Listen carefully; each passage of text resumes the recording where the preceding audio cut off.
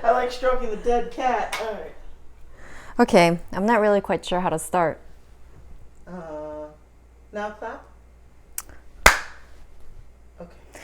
You know when the Shaktot said like that the Minbari were jealous? What was he referring to? That's a question for you to answer. The Soul Hunter said a lot of things about the Minbari that are relevant and breadcrumby. So it's kind of up to you to think about all of the things he said about them and what you think they mean, especially since we don't really know too much about them ourselves. So it's your opportunity to kind of guess at what you think is going on.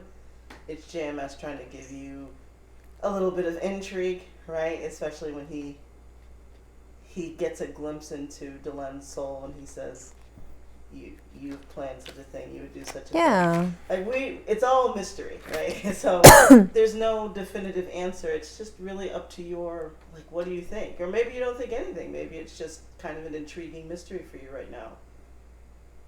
You'll find out all the answers eventually. Especially by the end of the first season, you will have all your answers. So you just have to trust that. So he said that that the Minbari were jealous, and then what else did he say about them? I know that was what really resonated for me. Like, why was he calling them jealous? And then the other thing, I guess I could just ponder on camera. Yeah, go ahead. Okay, start now. You already started. Just keep going. Oh my god, I'm camera shy. Soul Hunter. Soul Hunter. You know, like the thing about this title was that it's like such an active thing. Like it's such an active title, right? Like you actually go out and like hunt for souls. And I'm not really quite sure like people really think about souls like that in general, right? I'm not really quite sure if people think about like souls as something to be captured in general, but Soul Hunter, when I watched this episode like 10 years ago, and like when I watched it now, the title always like resonated with me, that someone was actually out there like trying to capture someone's soul. And I guess I never really thought of something that could be something that would be capable of being captured in such a way, because I always saw it as some intangible energy. This episode resonated with me back then, and it still resonates with me now, and I think a pretty similar way. This time around, it made me think about like when I first pondered about what death was like, and I remember being around like 9 or 10 years old, and one day at night crying. I found myself crying while thinking about the concept of death. I think that was like the first time I ever thought of it. I'm not quite sure what triggered it. It could have been because maybe like my parents were watching a K-drama at the time, and I got a glimpse of like maybe someone dying in an episode or something. But I remember it was like late at night, everyone was sleeping, and I was laying there awake thinking to myself like, you know, what would happen if my mom died? And I found myself crying to like really crying hard about that, and being so sad about this concept that I had no idea of. It was such a foreign thing for me to know back then as a kid. I don't know like how it came to be where I maybe like stopped thinking about it, but I think I thought about it for quite some time. And maybe it was like a short phase of mine where I really thought about it, and maybe I even spoke to my mom about it too. I'm not really quite sure. But my mom is, well, she was practicing Catholic when she lived in Korea. So she just told me that like when people die, you know, people go to heaven. And I think that was suffice for me to like sort of move on from that phase. So that's just kind of what I believed. Okay, well, you know, like when people die, people go to heaven, and then I suppose when I die too, then I would go and be able to meet my mom then and there. Well, fast forward, I think I've come to think about death much in a very similar fashion as Delenn does. That they are souls that, like, we have souls and they go back into the world or back into the universe, and they are then born into the next generation of Minbari. Well, for us it would be the next generation of, humans. This episode really made me think about, like, what then the energy of the souls would be like.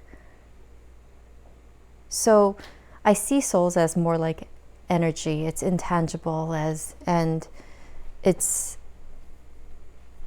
something that just kind of, like, I guess when you pass, like the energy goes back into the universe, and a part of me believes in reincarnation or that part of you that has died that comes back as energy, and it comes back.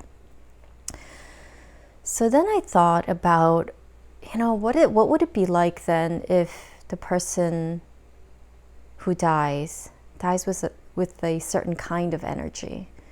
Let's say, for example, anger, right? Or, really negative energy. Like, does that become reincarnated too?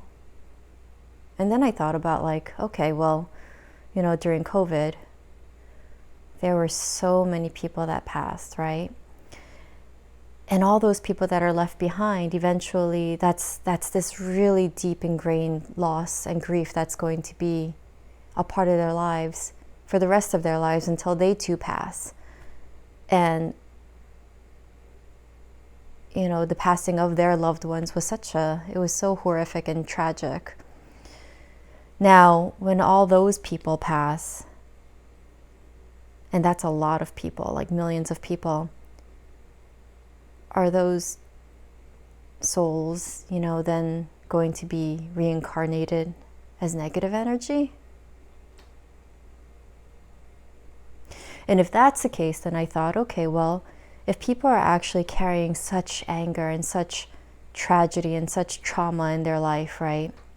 And then they pass with that kind of energy, with this like longing and grief and sadness that they held on for a lifetime because their loved ones passed because of, COVID, for example.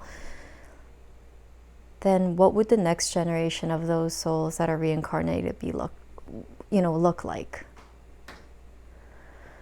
With that as in the forefront of my mind right now, after watching this episode, I thought, okay, well, then wouldn't it be really important then, if that theory is possible, then that we need more positivity now?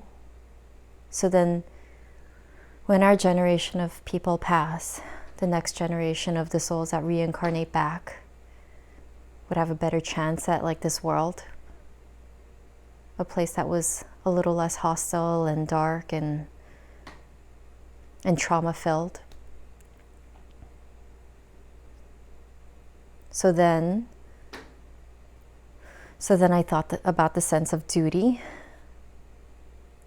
or maybe, like, I guess in the very smallest fragment of, like, of how I interpret this, that maybe perhaps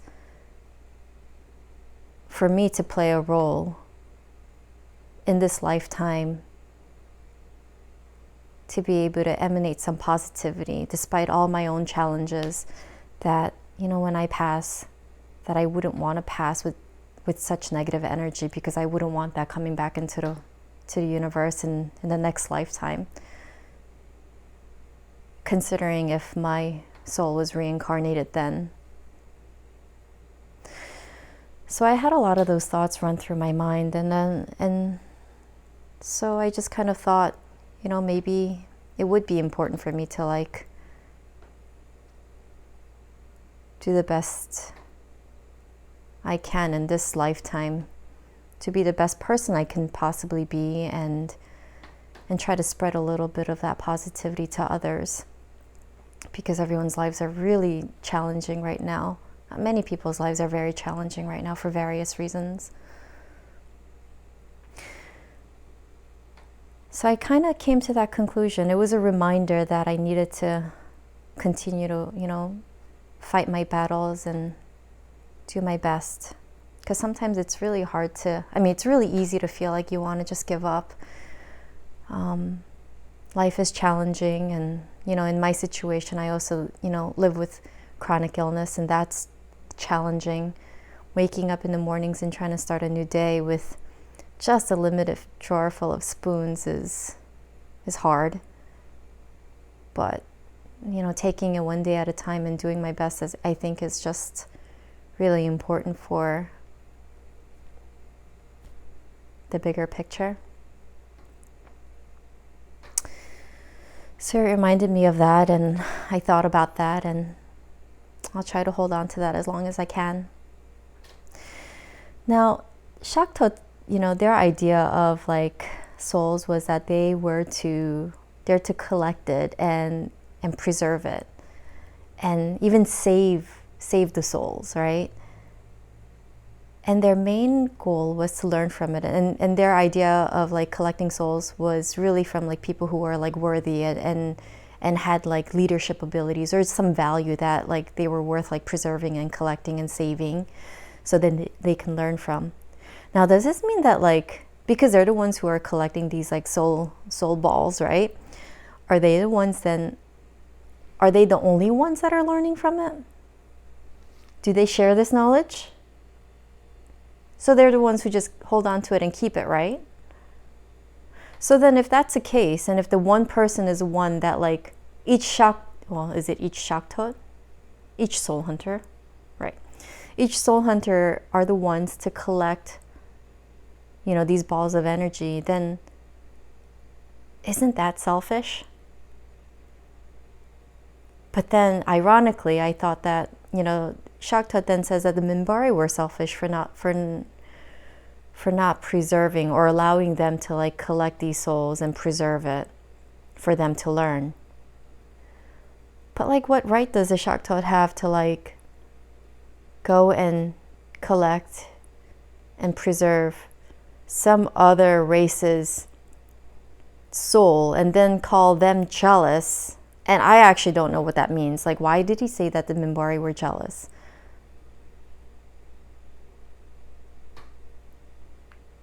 Like, jealous of what?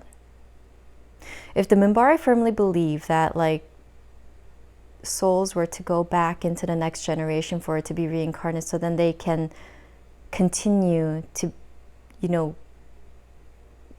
have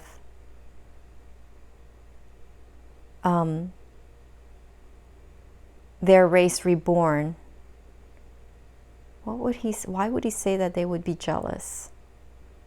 And even Delenn said that if that wasn't possible, if the Shakta prevented them from doing that, then the next generation of Minbari would be diminished. So anyway, I'm still thinking about why he would say that they were jealous. Is it simply because he just thought from his own perspective that like, if he were to learn from these souls, then that's what the Minbari are jealous of? Okay, I'm not really sure. I think I'm getting lost here. There's an interesting implication in that line for me, that he's implying that the Minbari don't have the same ability that the soul hunters do.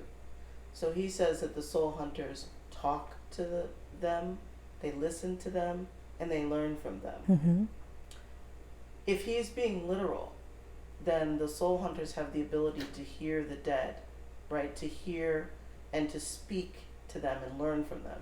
Mm-hmm. We don't know if he means that literally, because we don't really see him. I mean, we do see him talking to them, and they seem to be responding back to him in a way, right? Yeah, at the end they revolted. Right, so Delenn, the Minbari talk about reincarnation on a spiritual level that they thoroughly believe in, and there's significant evidence of this. But do they have the ability to talk to the ones who have passed, right? So to me, it seems like only the soul hunters have this ability, Mm-hmm. which is a valuable ability to have. And when he says jealous, maybe he just means that they can't preserve the souls of their most precious people, like Dukat. They're the most important leader of Minbari history. They just let him die.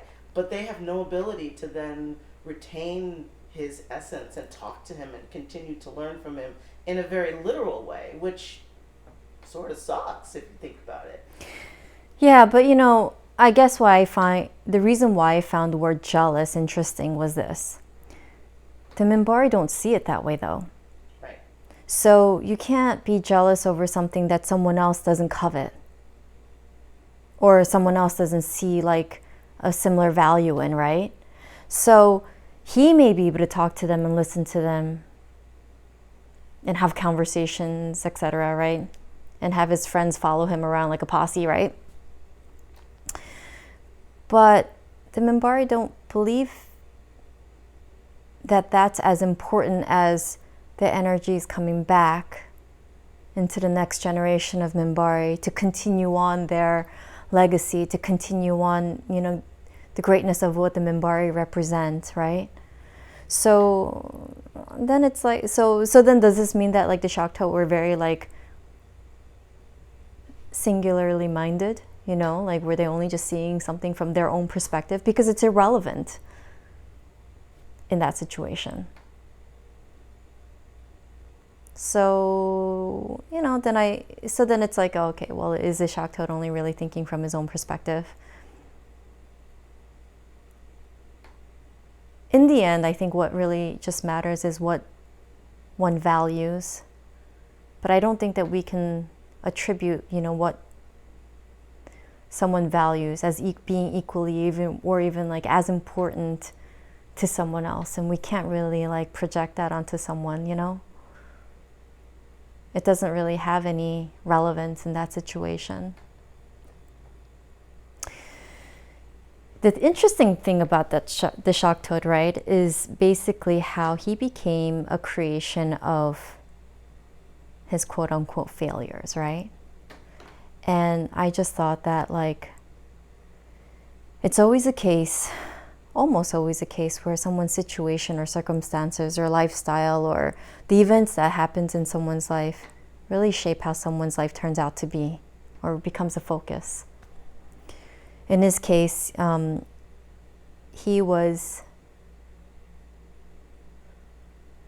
seen as someone who failed to preserve the soul of Dukat, the leader of the Minbari, and he always either was prevented from doing what he was supposed to do, or he showed up too late. And then this turned into an obsession because he didn't want to fail anymore.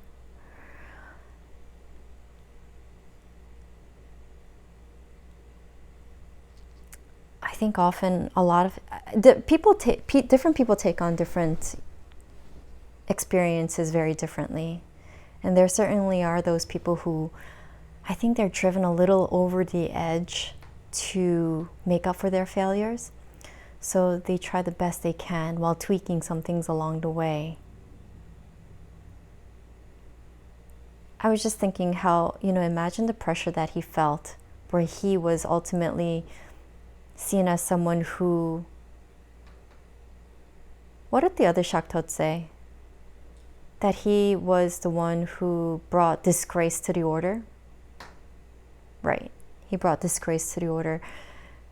I think that would drive anyone mad, if they were like ambitious enough, right? Especially if they wanted to do their job, but they couldn't because they were prevented to do their job. In that, I think I sympathized with him. When you're prevented to do your job, but it's too bad that you have, people who are against what they, what he believed in. So obviously his job won't be easy. I thought about, the hardship that he would have gone through, like dealing with all that, like all those challenges as well, like listening to this and how psychologically that would have affected him.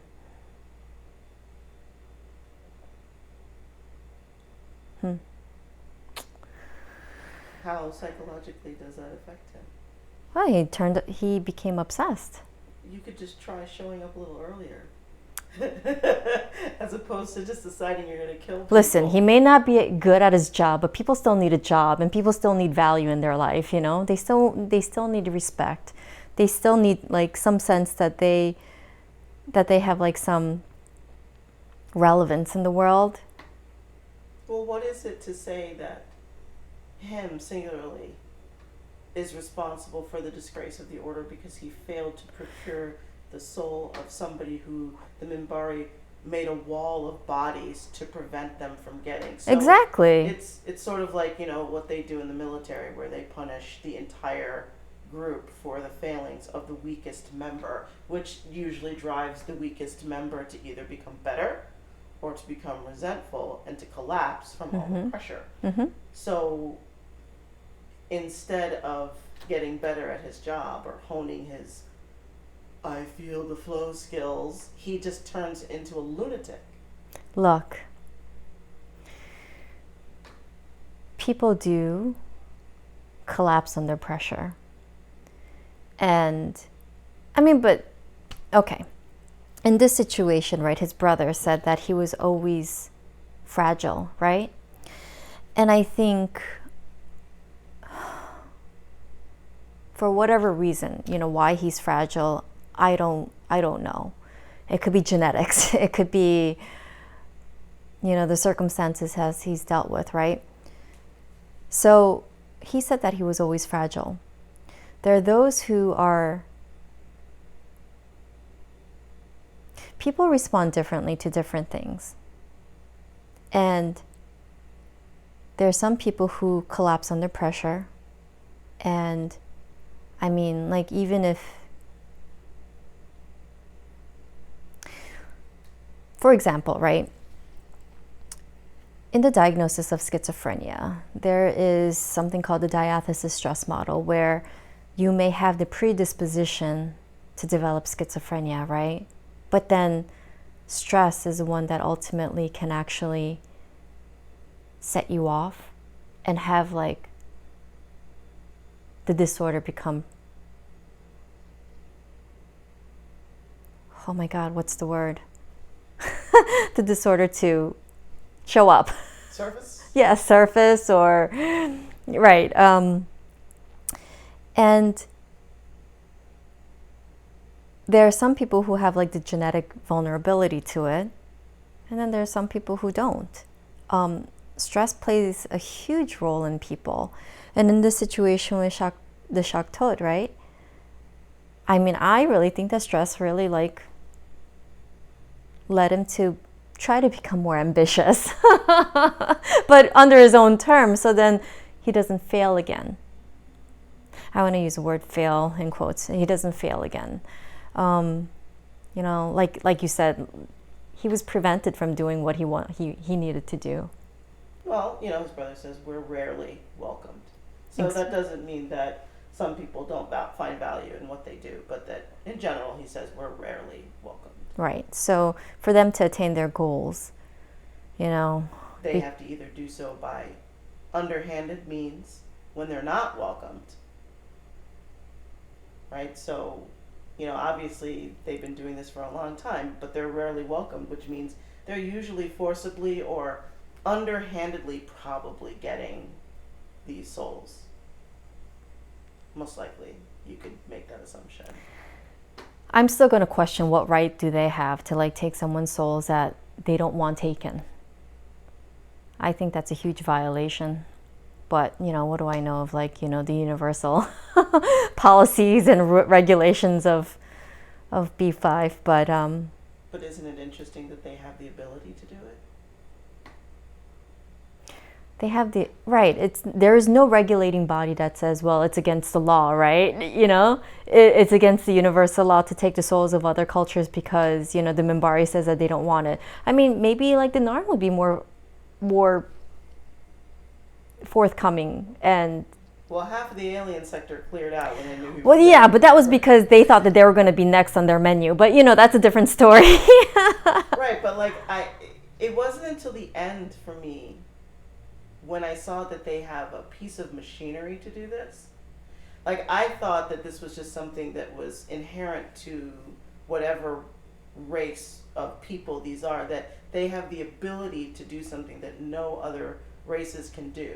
But then I saw that they have a machine that does this. So they created this machine that does this. Or did they make it, or did they find it, or something? Like, the machine was sus. Remember I said to you that the machine was really sus? Like, it didn't look like a nice brand new shiny piece of machinery that they have in a specified lab that they use to do this, right? It looks like something that they either put together or found.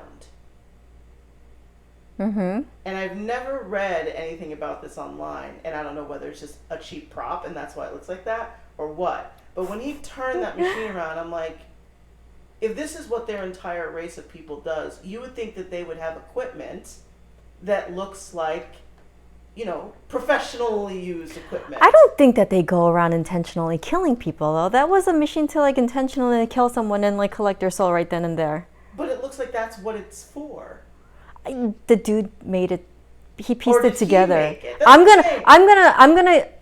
I'm gonna assume that he made it because he's the one who kept showing up late, right? Right, so do they have a device that does this, or is it something that they do that their race is capable of doing? And in which case, I think why is their race capable of doing this if they're not supposed to do it? If he made a machine to do it, you know, without the person's consent, then that's him being a friggin' lunatic.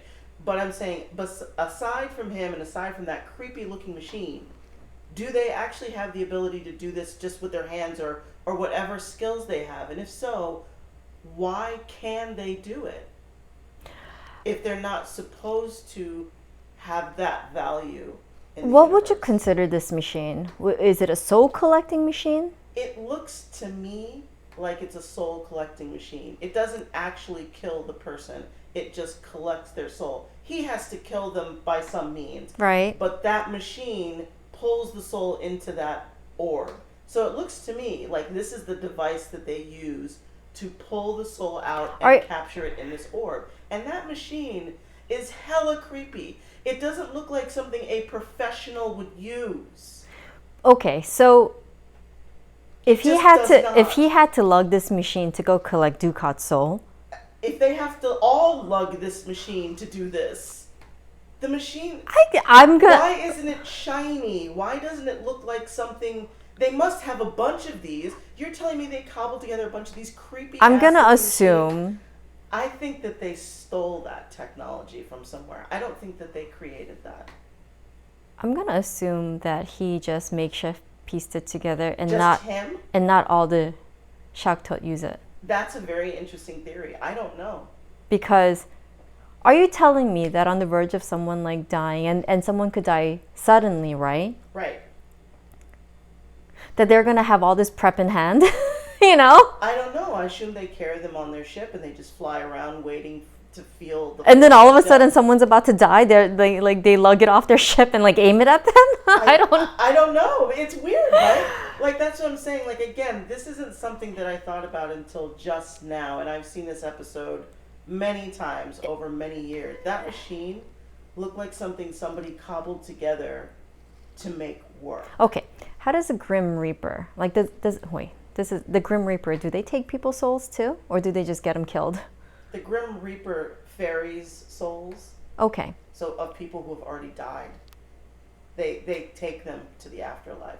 The Grim Reaper's like a guide. He doesn't actively take people's lives. Yeah, I should know this from the Korean drama, The Nine-Tailed Fox. I mean, if the soul hunters are like Grim Reapers and that they take people's souls to guide them, they're not guiding them anywhere. They say that their whole job is to talk to them, to collect them, to worship them, to honor them, and to listen, which sounds very noble and sounds great for like a great poet who died and still wants to be remembered and spoken to and find value in what their life was. That sounds great. But that awful looking machine, You're so hung up on this machine. I am. It creeped me out in such a way. If this was their job, I would think that they would have some nice shiny handheld devices that they just walk around doing, and they aim it at people. But that thing looked like it was made in a junkyard, or that they found it somewhere and figured out how it worked, and that's what they formed their order around. Wait, when Sinclair, right, pointed this machine at him, it sucked his soul right out of his body. and then where'd it go? Nowhere. It didn't have anywhere to go. It's, Well, the orb sits in the front, and it pulls it into it. was there no orb? There was. He was sucking the lens soul into it. So then he didn't go into an orb? Did he? It just showed him disappearing, but did it show him going into the orb at the end? I don't remember. I don't know. Ain't nobody want his orb. I don't think anybody wants his orb either, but maybe someone will talk to him and learn from him. I mean, does he count as a blessed lunatic? Maybe. If he created that piece of machinery, maybe he might count. Okay, well, I don't know. I didn't really give the machine too much thought because I just kind of assumed that like that was his way of like slowly killing Delenn and sucking her soul out slowly so then it would be preserved. Nope, it had a plate in front to hold that orb, Well, to pull it in. So this is just a fan thing. I've never heard any discussions of it, so I'm kind of curious. I feel like they stole that technology or found it, and then they formed an order around it. That's what it seems like to me. Because then anyone could build one of these machines if they had the knowledge. yeah, but like could they talk to them if they didn't have the ability? I don't know. I'm saying any other race could make a machine to do what the soul hunters do, but no one has. It's just them. Right. So my question is that like if the other races had the ability to like create this machine, what value would it have to them if they don't have the ability to talk to the souls? I don't know. That's what I'm saying. The soul, are they the only people that can do this?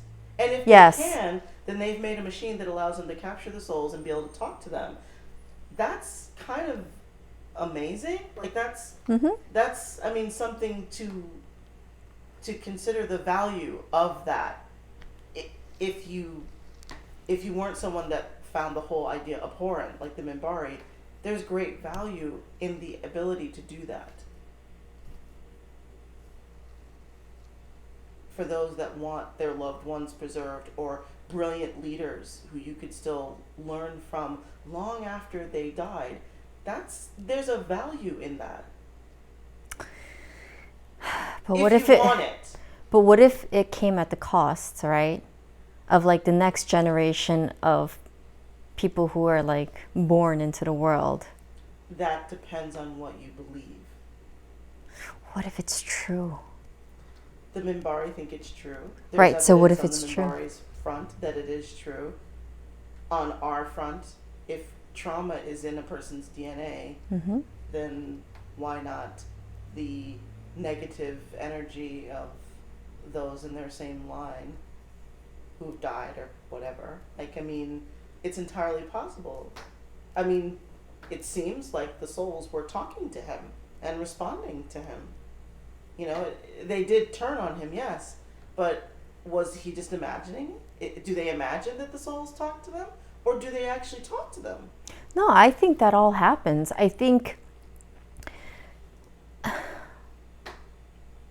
you know, the Shakta do what they believe, and for them, they have the ability to talk to them, and I think that's real, you know, because if it wasn't real, then why would they do it, and why would they have this ability to do it, right?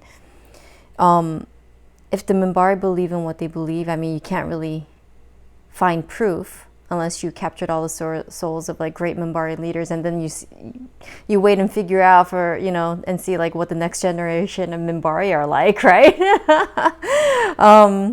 I mean that would be one way to test that theory out, but that's a very long test. That's a very long research study. Keep watching. All right, we'll see. We'll see. All right, so the other thing that really lingered with me, even from like 10 years ago, was a conversation between Dr. Franklin and Ivanova.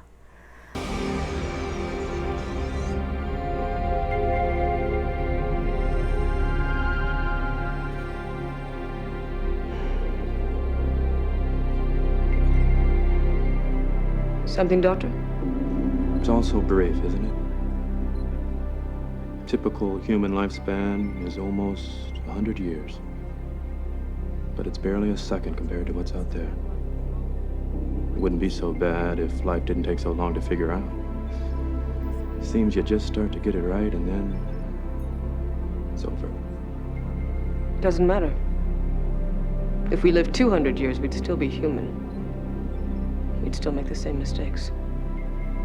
You're a pessimist. I'm Russian, Doctor. We understand these things.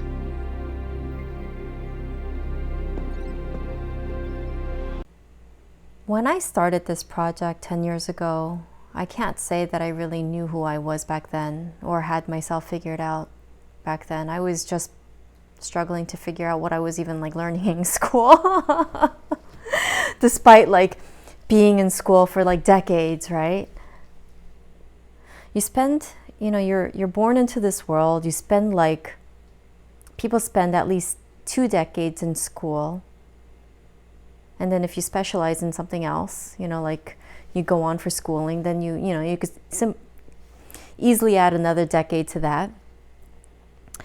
And if you spent all your time just trying to find your place in the world, I'm not really quite sure people have enough time to figure yourself out. I know that when I was when I was in my early 30s, I certainly didn't really know who I was and what my values were.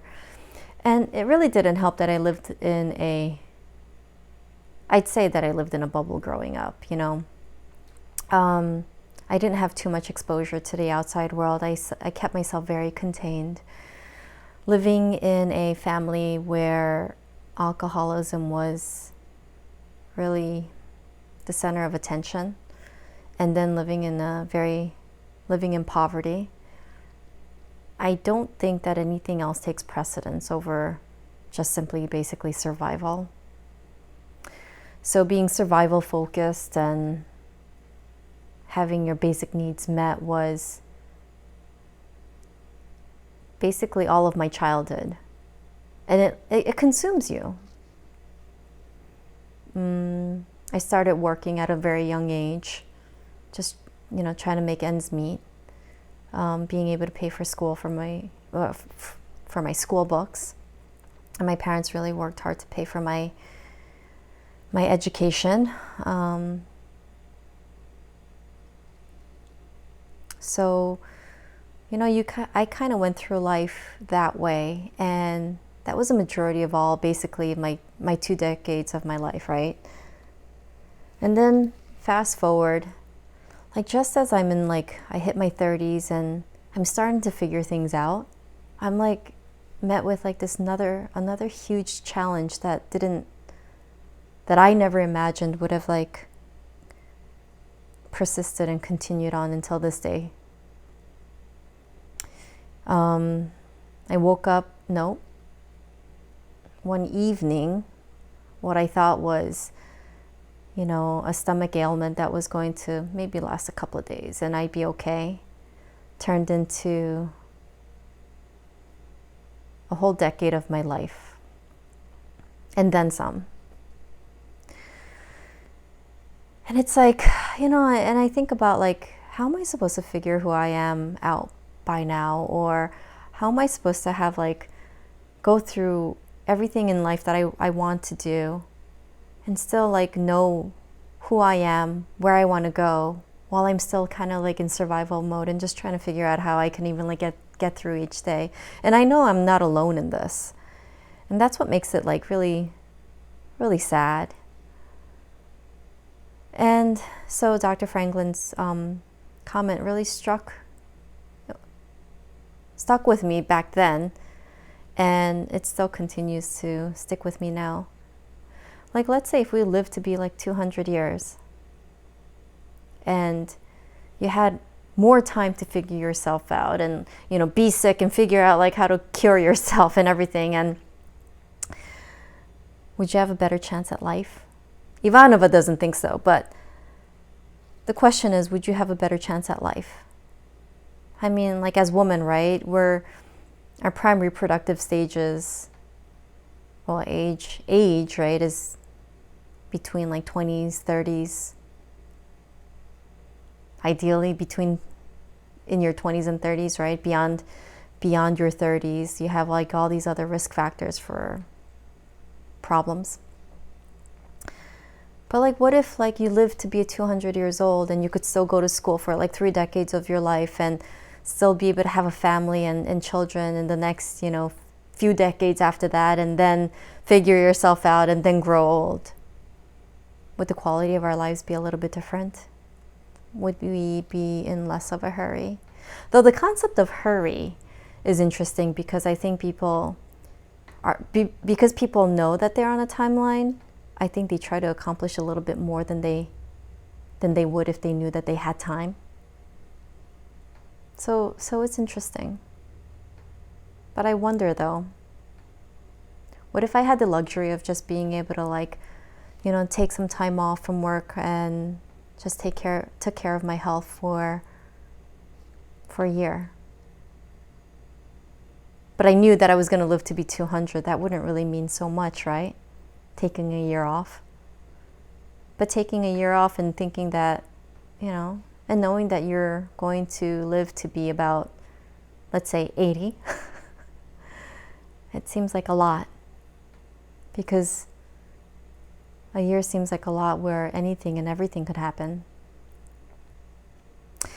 Ivanova's comment, though, she says, well, you know, she doesn't think so. She doesn't think that it would make a difference because people are still human and they would continue to make the same mistakes. There's some truth in that. There's a lot of truth in that, but it depends on the person, doesn't it? There are those who struggle to change because they have come to realize that they don't want to be who they are, or the behaviors that they keep doing over and over again isn't serving them anymore. So then they want to change. And for those people, I would say that 200 years would be a really great time, you know, like a really good time for them to like piece everything together, right? And for those who really don't care or aren't as interested or don't feel that there is any need to change because they think that their issues are not problems, then yeah, they would remain the same. They would still be in the same place. But I wonder what it would be like if I had more time on my plate. Would I be a little bit different? I mean, I've had no choice but to live my own life on the timeline that I've given myself, because it's just what I can manage. But here I am, I find myself like, you know, in my early 40s and wondering if I assumed that I lived half my life, then now it's like the next half of my life is like focused on like, well, you know, what meaning can I what can I make the most of during my time here? Instead of like, I guess, hey, what more can I do that's going to, you know, what new things can I start? Your mindset becomes a little bit different. You focus on like the time left to live instead of the time to live.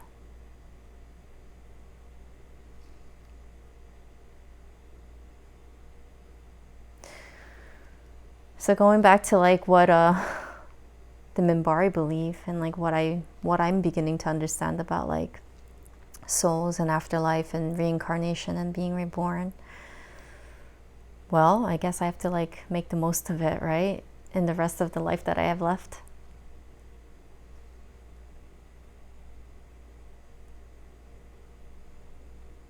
I know that this isn't an easy topic for a lot of people. A lot of people tend to not want to talk about like how finite their life is, especially the younger generation. But it's a very difficult topic. But I think contemplating on it, especially because our life is not as long, it could give you a better sense of like direction, figure out what you want to do, what you want to do with, the rest of your life, and make sure you do it, because there's a lot of people who end up regretting the things that they have not done when it's a little bit too late. I think I'm not sure if it was Elizabeth Kubler-Ross, but I do know that, I think I read somewhere that when people are usually in their deathbeds, the number one thing that they talk about is regret. And it is the regret for the things that they have not done in their lifetime, especially when they had the opportunity to. So make sure you guys all take your opportunities where you can.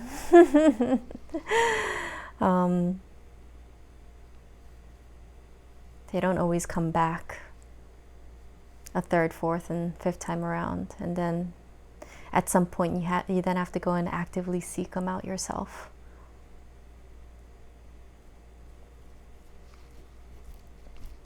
All right, some curious things.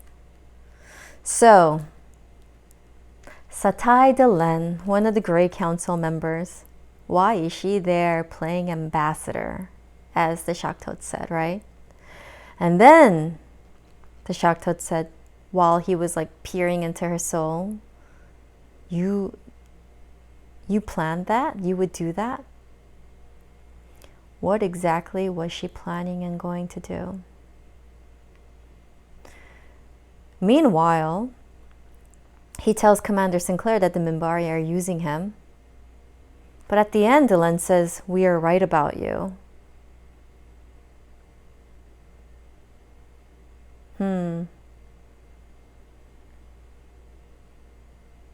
What, right about using him? I don't know. I'm so confused. But I know that there's a lot of projection there into, like, what the next, a glimpse into, like, what could transpire. But I don't know. Are you assuming it's related to the war and Yeah. the whole... There's a reason why they, I wonder, so there's a reason why they stopped that war, right? In the middle of, like, basically, like, demolishing Earth and killing all of their space warriors off. Okay, those people. So, what were they going to do? I mean, why did they save him? Who? The Minbari. They didn't kill Sinclair.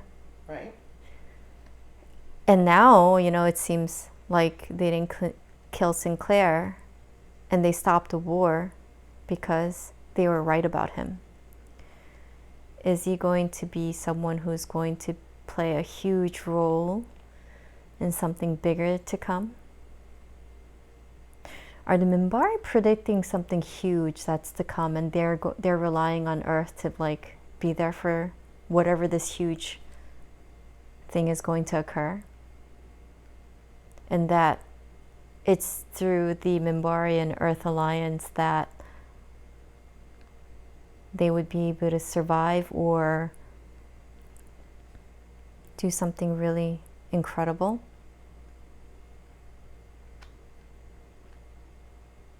But there's a reason why Commander Sinclair was saved, and he has a hole in his mind.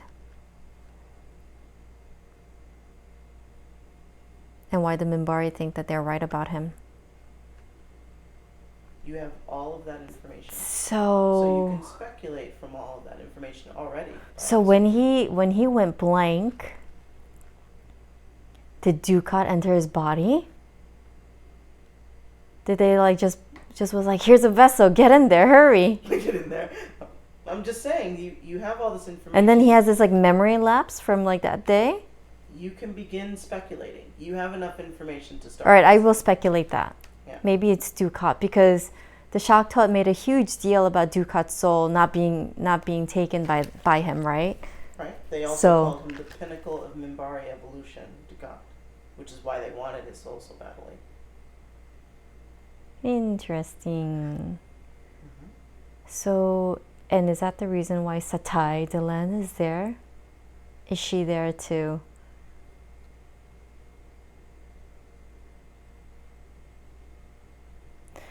is she ultimately there to preserve him or to protect him? She certainly likes him a lot. They have a very close relationship. Interesting.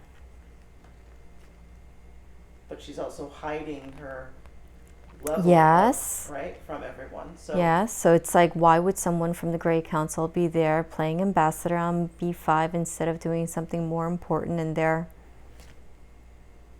world? Is it Dukat? Okay, well, you know, we'll see. it's getting there. I mean, that episode gives away a lot. I'm sort of surprised when I think about it now. Yeah, well, you know, while you're watching it, I don't think that, like, someone like me can, like, piece everything together. Well, you know enough to begin questioning it. Sure, Yeah. sure.